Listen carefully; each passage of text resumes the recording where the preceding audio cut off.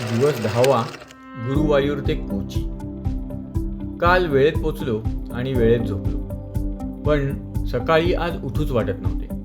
त्याच वेळेस उठून आवरलं देखील, पण डोळ्यावर अजूनही झापडत होती.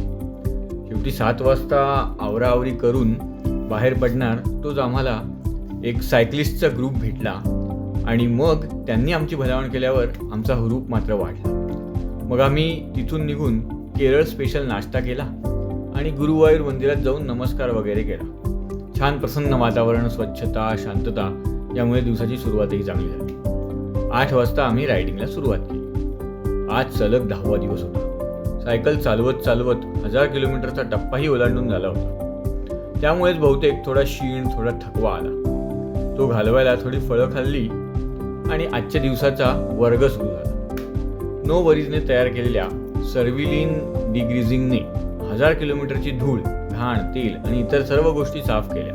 त्याचं प्रात्यक्षिकच आनंदने करून दाखवलं. डिग्रीजिंग झाल्यावर पाण्याने स्वच्छ धुवून चेन वाळवत ठेवली आणि मग त्यावर टीम ल्यूबचा स्प्रे मारला.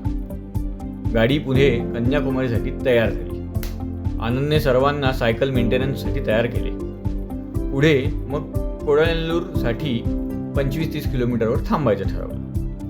आता जरा सायकलने मस्त वेग धरला आणि 12 वाजता कोडायनल्लूरला पोहोचलो. मात्र तिथे गेल्यावर संजय यांचा स्पोक तुटला होता. तो बसवून घेतला. त्यात साधारण 1 वाजला. ठरल्याप्रमाणे कोडायनल्लूरवरून आत शिरलो आणि जरा कळ सोसून जेवायचं ठिकाण शोधत किनाऱ्यावरच्या एका अप्रतिम ओशन व्ह्यू या होडीवजा रेस्टॉरंटमध्ये जेवायला बसलो. मस्त केरळी जेवण जेवलो, गप्पा टप्पा केल्या आणि जेवणानंतर त्या होडीवर पाय टाकून निवांत बसलो. तिथल्या वाळूत जाऊन मनसोक्त फोटो, स्लोमो व्हिडिओ हे काय काय काढले आणि मग त्या किनाऱ्या शेजारून निवांत सायकल फिरवून जात 5-7 किलोमीटरवर एका मुख्य रस्त्याला लागलो. तिथून कॉफी, ज्यूस वगैरे घेऊन 12 किलोमीटर सरळ जाऊन एक फेरी बोट मिळाली, जी कोचीमधल्या फोर्ट भागातच डायरेक्ट सोडते. आजची आमची राईड बोटीतच संपली. मस्त सूर्यास्ताची मनोहर दृश्य बघत बीच वॉक केला. खूपच सुंदर आणि शांत वाटत होतं. सूर्य पण अस्ताला गेल्यानंतर आम्ही सर्व भारल्या मनाने तिथून उठलो आणि अगदी जवळच प्रिन्सेस स्ट्रीटवरल्या एका हॉटेलमध्ये विसावा घेतला. परिसर अगदी मुंबईमधल्या फोर्ट भागासारखाच होता.